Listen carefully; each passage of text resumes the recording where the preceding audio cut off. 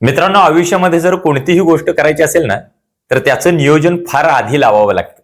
आणि नियोजन कसं असावं याच्या संदर्भात एक वाक्य मी तुम्हाला सांगेन. समजा एखादं लाकूड तोडण्यासाठी किंवा फोडण्यासाठी आपल्याकडे जर 10 तास असतील, तर त्यातले 8 तास फक्त कुऱ्हाडीला धार लावायची आणि उरलेल्या 2 तासात ते लाकूड तुटल्याशिवाय राहणार नाही. याचा अर्थ असा की प्रचंड नियोजन करावं लागतं. आणि हे नियोजन कोणाकडून शिकावं, तर ते शेतकऱ्यांकडून शिकावं. कसं, तर त्या शेतकऱ्यांच्या संदर्भात केलेल्या एका अभंगात संत तुकोबा फार सुंदर लिहित आहेत. अर्थात आपल्या लक्षात असेल, हा 24वा अभंग आहे संत तुकाराम महाराजांचा. या चॅनेलवरती आतापर्यंत तुकोबांचे आपण 23 अभंग बघितलेत. अभंग शतक करायच्या आपण तयारीत आहोत. 24वा आजचा अभंग आहे. मूळ तुकारामांच्या गाथेमध्ये हा अभंग 1878 क्रमांकाचा अभंग आहे. माझ्या हातामध्ये ही तुकोबांची छोटी गाथा मी घेतलेली आहे आणि या गाथेमध्ये 100 खरं तर अभंग आहेत. त्यातला हा आज 24वा अभंग आपण घेतोय. अभंगामध्ये संत तुकाराम महाराज फार सुंदर लिहित आहेत. ते असं म्हणतायत की बळ बुद्धी वेचून या शक्ती उदक चालवावे युक्ती. बळ बुद्धी वेचून या शक्ती उदक चालवावे युक्ती. नाही चळन तया अंगी धावे लवनामागे वेगी. पाठ मोठ कळा भरीत पखाला सागळा. बीज जासी घ्यावे तुका म्हणे तैसे व्हावे. फार सुंदर लिहित आहेत खरं तर. म्हणजे शेतकऱ्यांकडून आपण सगळ्यांनीच ही गोष्ट खरं तर शिकण्यासारखी आहे. पहिल्या ओळीमध्ये ते असं म्हणतायत की बळ बुद्धी वेचून या शक्ती उदक चालवावी युक्ती. यातलं उदक म्हणजे पाणी, लक्षात घ्या. आता ते एकाच वेळी 2 समानार्थी शब्द वापरत आहेत खरं तर, बळ आणि शक्ती. बघा, कारण ते आपल्याला कळावं. बळ बुद्धी वेचून या शक्ती, पूर्ण शक्ती पणाला लाव. फक्त शक्ती नव्हे तर एकाच वेळी बुद्धी त्यांनी पणाला लावलेली आहे. आणि ते काय करतायत, उदक चालवावी युक्ती. पाणी काही चढायला जात नसतं, वरती जात नाही पाणी कधी. पाणी पाण्याच्या मार्गाने जातं, पाण्याला दिसेल त्या वाटेनं जातं, पण पाणी उताराला फक्त जातं.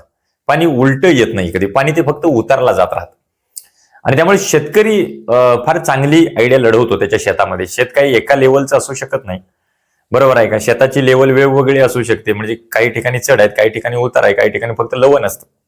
आता मी लवण हा शब्द एवढ्यासाठी वापरतोय की तुकोबांनी या अभंगामध्ये तो वापरलाय.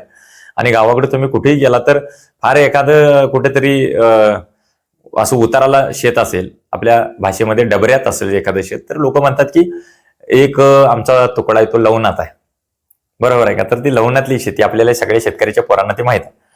म्हणजे पहिल्या ओळीत ते असं म्हणतात, बळ बुद्धी वेचून या शक्ती उदक चालवावी युक्ती. आता ते उदक कशा प्रकारे चालवायचं, पाणी कशा युक्तीनं चालवायचं, तर नाही चळन तया अंगी धावे लवना मागे वेगी. म्हणजे पाण्याला स्वतःची काही गती नाही, कुठल्याही प्रकारचं चलन वलन असं काहीच नाही पाण्याला. पाण्याला जसं चालवलं तसं आपण ते चालतं. म्हणून धावे लवना मागे वेगी, म्हणजे ते लवणाच्या मागे असं उताराच्या दिशेने ते धावतं.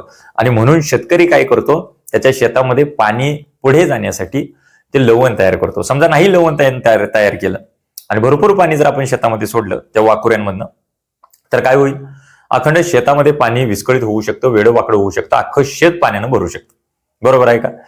त्यामुळं जिकडं पाणी आपल्याला शेताला पाजायचं आहे तिकडं काय करावं लागतं, ते लवण करावं लागतं, उतार करावं लागतं.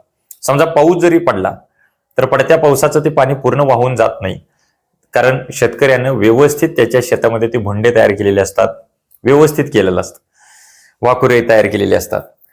आता ते असं म्हणतायत की नाही चलन तया अंगी धावे लवनामागे वेगी. पाण्याला स्वतःचं चलन वलन नाही, ते उताराच्या म्हणजे लवणाच्या दिशेनं धावत असतं, बरोबर.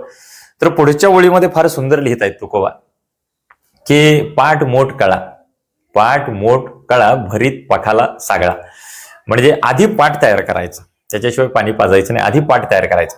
आता मोटरी आले, 5 HP 10 HP सगळ्या मोटरी आपल्याला बघायला मिळतात. पण त्यावेळी मोठं पाणी पाजलं जायचं, मोटारीनं नव्हे.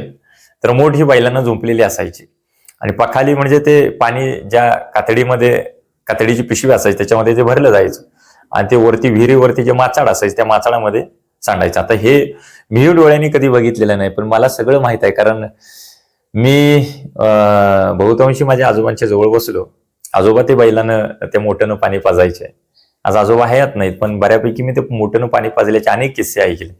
आणि मग ग्रामसंस्कृती आनंदी यादवांचं पुस्तक वाचताना त्याच्यामध्ये मला ते वाचायला मिळालं.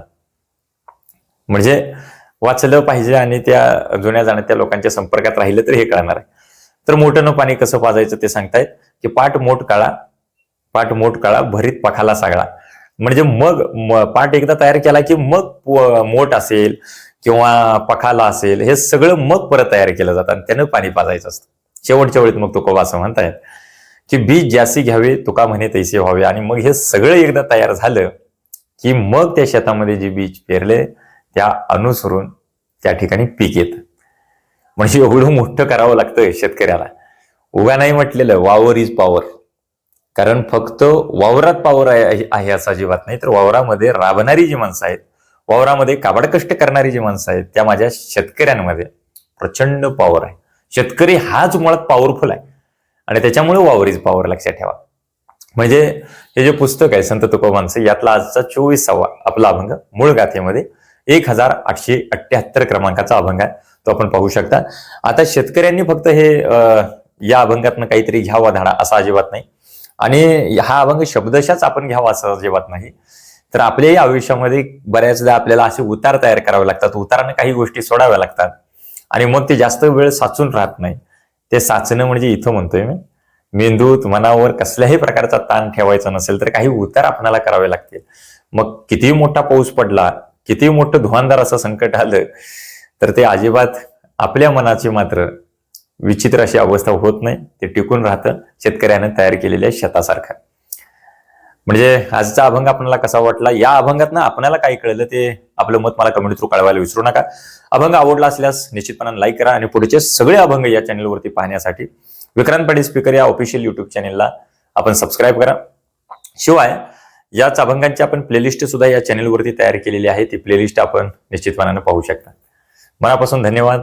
रामकृष्ण हरी.